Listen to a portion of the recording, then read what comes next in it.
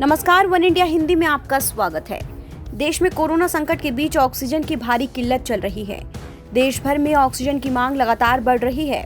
अस्पताल राज्य और केंद्र सरकारों से ऑक्सीजन खत्म होने की शिकायत कर रहे हैं, लेकिन इस बीच कई राज्यों ने एक दूसरे पर ये आरोप लगाना शुरू कर दिया था कि वो हमारी ऑक्सीजन रोक रहे हैं, यानी ऑक्सीजन टैंकरों को राज्य की सीमाओं पर कुछ घंटे के लिए रोका जा रहा है।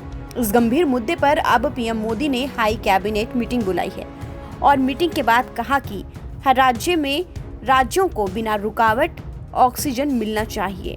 वहीं गृह मंत्रालय की ओर से एक आदेश जारी किया गया है, जिसमें कहा गया है कि मेडिकल ऑक्सीजन की मूवमेंट पर किसी भी तरह का प्रतिबंध नहीं होगा।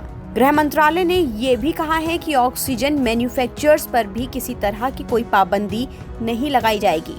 ऑक्सीजन सप्लायर्स पर सप्लाई करने की कोई लिमिट नहीं होगी, लेकिन ऑक्सीजन की सप्लाई सिर्फ राज्य सरकारों के अस्पतालों में की जाएगी।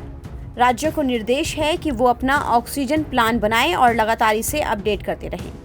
जिलाधिकारी, डीसीपी, एसपी और ऐसे तमाम अधिकारियों की ये जिम्मेदारी होगी।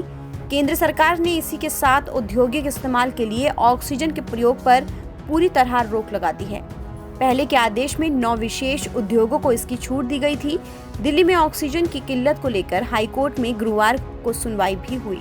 केंद्र ने सुनवाई के दौरान कहा कि अभी एक आदेश जारी किया गया है कि कभी भी ऑक्सीजन को रोका नहीं जाएगा। केंद्र का आदेश सभी राज्यों और केंद्र शासित प्रदेशों को भेजा गया है। फिलहाल इस खबर में इतना ही। देश और दुनिया की तमाम खबरों के लिए आप बने रहिए वन इंडिया हिंदी के साथ।